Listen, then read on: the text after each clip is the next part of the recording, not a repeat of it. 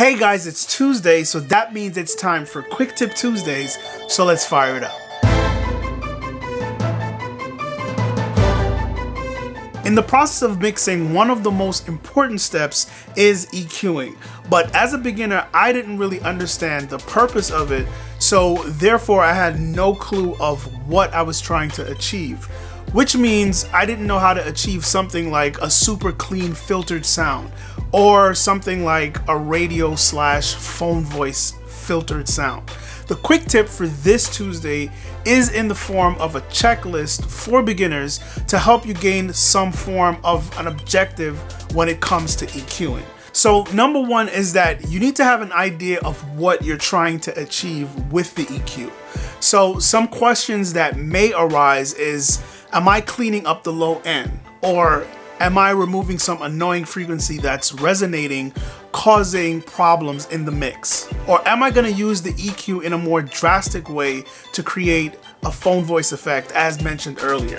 So for number 2 on the checklist, the second thing to consider now that you know what you're trying to achieve by adding an EQ to a particular track is now what type of EQ will be best for the job. Because sometimes a simple filter will do, or sometimes you need some hardware emulation styled EQ because you need to add saturation and harmonic distortion for a specific tone. So you have to familiarize yourself with different types of EQs. Now, number 3 on the checklist is you have to consider your signal flow based on what you're trying to achieve.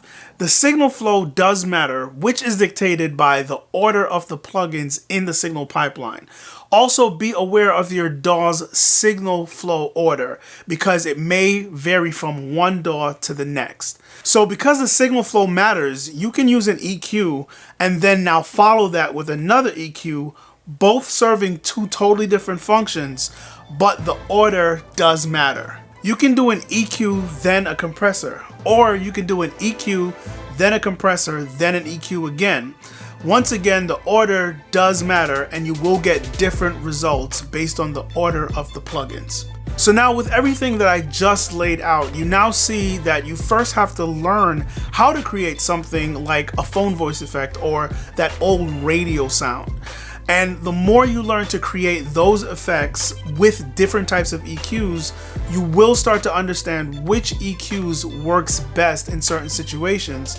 And with practice and experience, this will develop your ears. So when it's time for you to EQ, you'll have a clear vision of what type of sound you're going for with each EQ that you apply, therefore causing you to approach EQing with specific goals, which will start yielding you better, more intentional results.